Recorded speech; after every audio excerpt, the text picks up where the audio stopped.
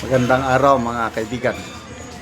Bigyan natin ngayon ng reaction opinion itong post ni Sebastian Duterte o si Mayor Duterte Baste. Sabi niya, ha? Unswa? Ano ba yan? I-share niya itong joint statement ng Deans of 5 Ateneo Schools and Colleges of Law tungkol ito sa impeachment ni VP Sara na inalmahan o umalma buong tapang na sumagot si Senator Bato de la Rosa. Okay, basahin ko itong joint statement ng mga deans ng Ateneo Law College or Law Schools. Basahin ko muna yung reaction ni Bato. Ito, Bato de la Rosa. Sabi niya, nganong magbuot gyud ni sila. Onya demanding pa kaayo nga ipadayon gyud sa 20th Congress. Tudloan ninyo ang Senado unsay angay buhaton? Itagalog ko kay Bisaya. Bakit magbuot? Buot. Why? Ano bang magbuot? Bakit kayo nakikialam? Tapos demanding pa sila na gusto nila ituloy sa 20th Congress ang impeachment. Gusto nyong turuan ang Senado sa dapat naming gawin. Yun po ang Tagalog. Okay, basahin ko ha.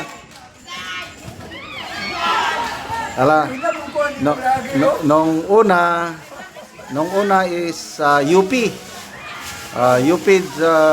College of Law ang nag-statement. Ito naman ngayon mga Ateneo, basahin ko.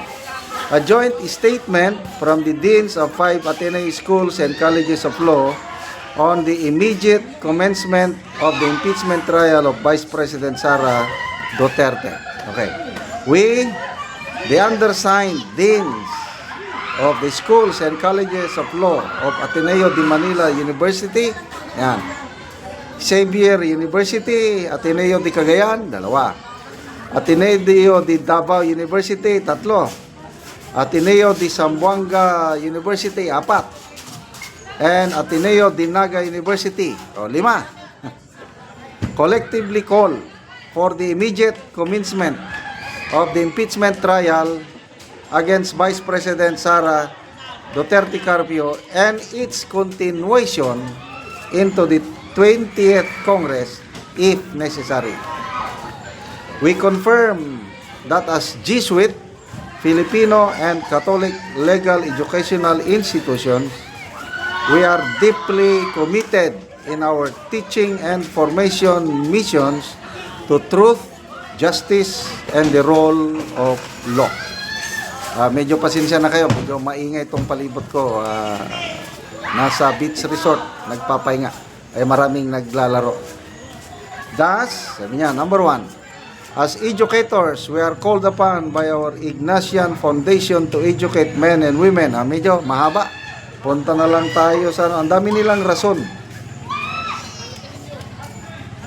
Constitution. Our Constitution is clear and categorical. Once the articles of impeachment have been filed and transmitted by at least blah blah blah blah, force blah blah blah na lang. So mahaba. We are making, ito na yung last paragraph. We are making this urgent call in faithful response to our moral and spiritual duty as educators and formators of future Ateneo lawyers.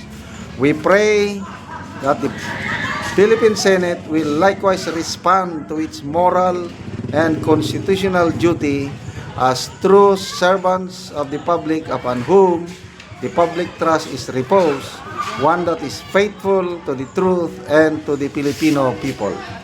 Signed, Manuel P. Quibod, Dean, Ateneo de Davao University College of Law. Signed, Jose Maria Hofiliena, Dean, Ateneo de Manila University School of Law. Signed, Domina T. Ranches, Dean, Ateneo de Naga University College of Law, and Corazon Montemor, Dean, Ateneo de Zamboanga University, Selvia Jo Sabio, Xavier University, Ateneo de Cagayan School of Law. So yan po, kaya ito, sumagot kaagad si Bato de la Rosa nga, bakit nyo kami pakialaman? Sino kayo na magdikta sa amin? Alam namin ang aming ginagawa, parang ganun. Oh. Listen, the Senate President is a lawyer. Senator Tolentino, lawyer. Magkapatid na Cayetano, lawyer. Maraming lawyers dyan sa Senado. Lahat ng senador, kahit non-lawyer, may staff siya na abogado.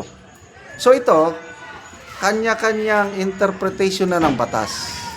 Kasi, legal luminaries, sino? Attorney Makalintal.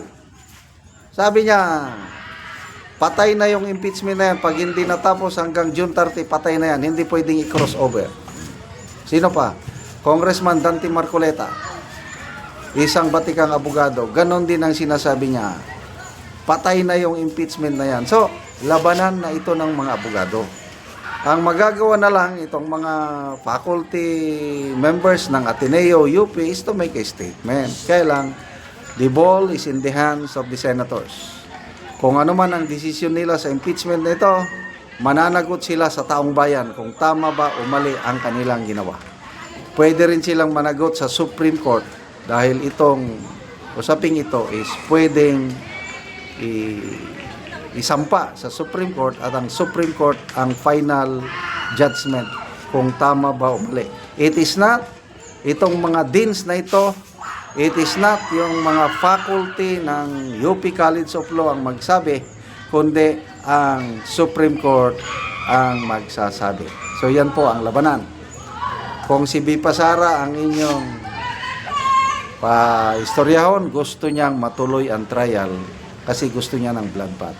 Kung ako ang iyong tanungin, gusto kong matuloy ang trial para makakita ng bloodbath. So wala tayong magagawa kundi hintayin lang ang gagawin ng mga senador sa bagay na ito. Salamat mga kaibigan sa inyong pagsubaybay sa ating channel. Nakakatulong kayo ng maigi sa malaki sa tribong Talandig dahil ang income natin sa channel na ito is pantulong sa tribo. Ngayon, namimigay tayo ng mga yero at pako para ma-repair ang sira-sirang bahay ng tribong Talandig. Panoorin nyo ang video na ito.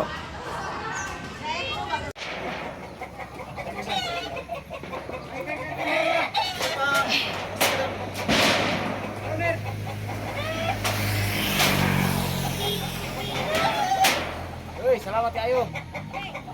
Kung sa aning asin sa labos sa kanan sa Ginoo. Ay nakabalay na gyud.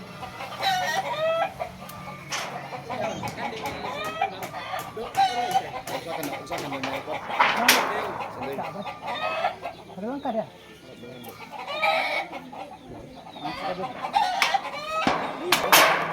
Picem perkara bahasa ini. Hindi yapon. Jangan itu malah aneh. Bisa cari pukulan.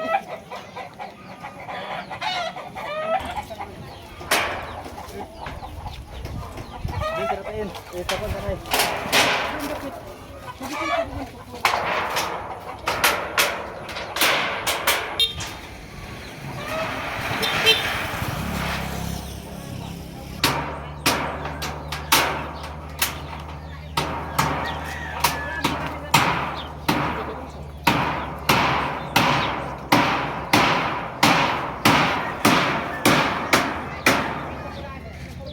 Bukan ini loh yang talaga.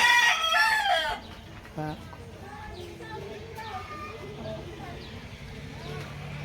Ang kemudian sa Malaysia.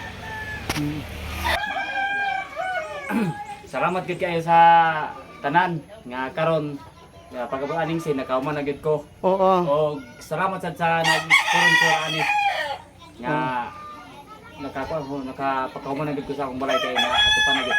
Oo, so salamat kaayo. O salamat sa tanan. Oo.